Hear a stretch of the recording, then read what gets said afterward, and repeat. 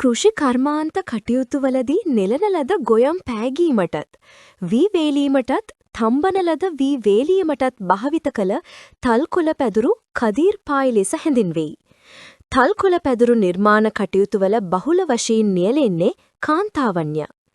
මෙම පැදුරු නිර්මාණය කිරීම සඳහා විවීමේ ශිල්ප ක්‍රමය භාවිත කරයි. උඩරට නර්තන සම්ප්‍රදාය සමග බැඳි ප්‍රධාන ශාන්ති කර්මය කොහොඹා කංකාර්ය ශාන්ති කර්මයයි. ප්‍රථම කොහොඹා කංකාර්ය ශාන්ති කර්මය කොහොඹා දෙවියන් මුල් කරගෙන අනුරාධපුර මහමෙවනාවේ පැවැත් වූ බව රාජාවලියේ සඳහන් වේ. රෝගබිය දුරු කිරීම, සෞභාග්‍ය සශ්‍රීකත්වය ලැබීම පතා මෙම ශාන්ති කර්මය පැවැත්වේ. ස්තූපයක් වටා ස්තූපයේ ආරක්ෂාව පිණිස සහ වන්දනාමාන කරන්නන්ගේ පහසුව තකා ස්තූපය මැදිකොට නිමවා ඇති ගොඩනැගිල්ල වටදාගය ලෙස හැඳින්වේ. චේතියගර, ධාතුගය, දාගය, තූපගර යනාදී නම් වලින්ද වටදාගය ව්‍යවහාර වේ. ඉන්දියාවේ මෞර්ය යුගයේ ආරම්භ වූ චෛත්‍යශාලා නමැති ගොඩනැගිලි විශේෂය වටදාගය සඳහා ආභාසය ලැබෙන්නට ඇතැයි සැලකේ. ස්තූපයක් වටා උස්ගල් කුළුණු වට කිහිපයක් යොදා ඒ මත වහලයක් ඉදිකිරීම වටදාගයක මූලික සැලැස්ම වේ.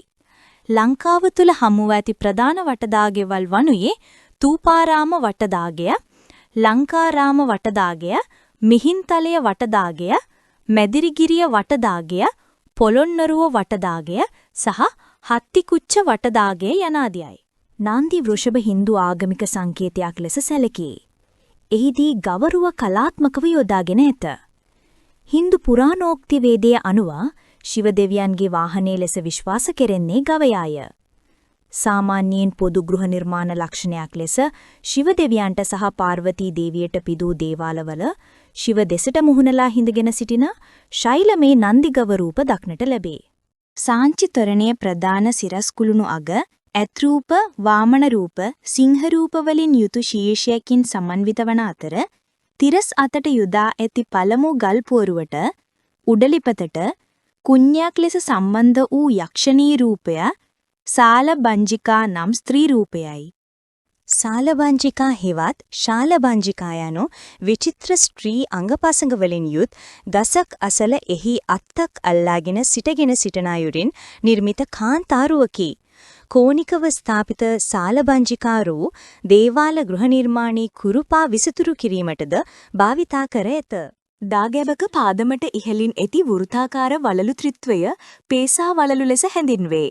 අතීතයේදී මෙයට පියවසාව, මාලක, මේදී යන නම්ද භාවිතා කර ඇත.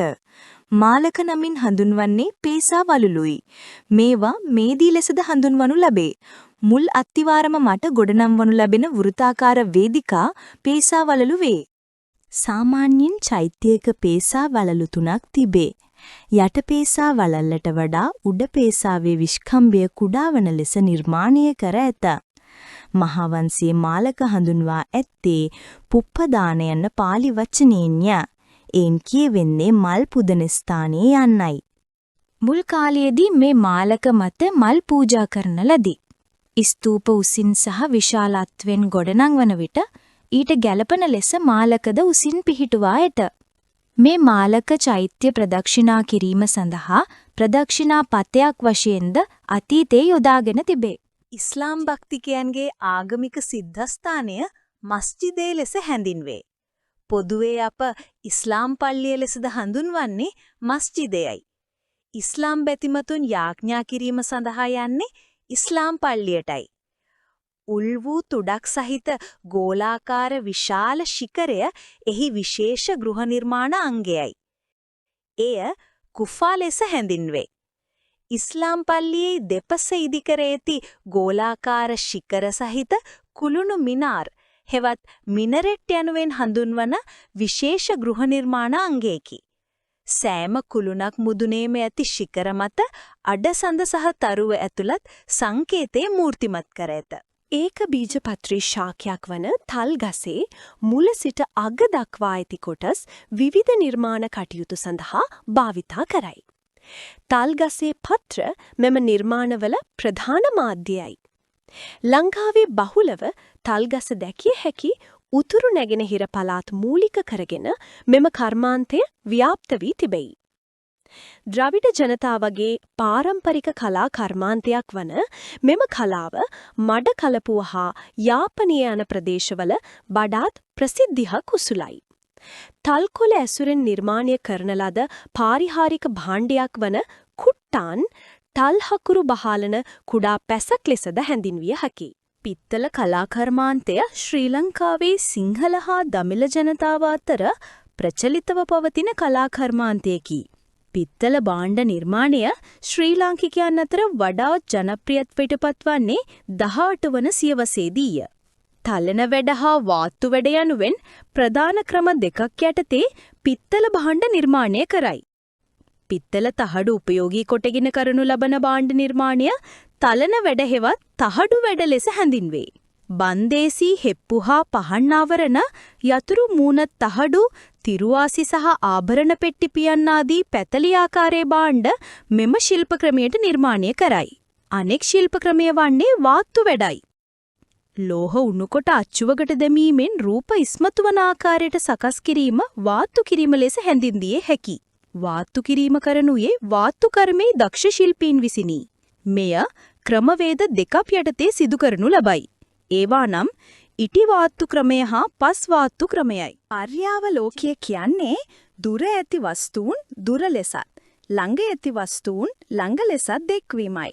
සරලව කිව්වොත් සිතුවමක දුර ළඟ දැක්වීමයි. තවත් සරලව හැඳින්වුවහොත් චිත්‍ර ඇඳීමේදී ළඟ ඇති වස්තුන් විශාලවත් දුර ඇති වස්තුන් කුඩා වටත් පෙන්වීමයි. පාසල් දරුවන්ට මෙම විග්‍රහය ප්‍රමාණවත් වුවත් පර්යාවලෝකය ගැන චිත්‍රකලා විෂය තුලදී ඉතා ගැඹුරින් සාකච්ඡා වේ. මෙම සංකල්පය ද්විමාන මාධ්‍යයේදී ඈත සහ මෑත පෙන්වීමට භාවිත කරන දෘශ්‍යමය උපක්‍රමයකි. රේඛීය පර්යාවලෝකය, අවකාශාත්මක පර්යාවලෝකය සහ වර්ණ පර්යාවලෝකය ආදී වශයෙන් මෙහි ප්‍රභේද කිහිපයකි. රේඛීය පර්යාවලෝක භාවිතයේදී මධ්‍යස්ථ ඇස් මට්ටමක පිහිටි ළඟ පිහිටි වස්තුන් විශාලවත් දුර පිහිටි වස්තුන් කුඩා වටත් ඇඳුණු ලබයි. අවකාශාත්මක පර්යාවලෝක භාවිතයේදී අවකාශයේ සිට බලන විට පෙනෙන අයුරින් අඳුණු ලබයි.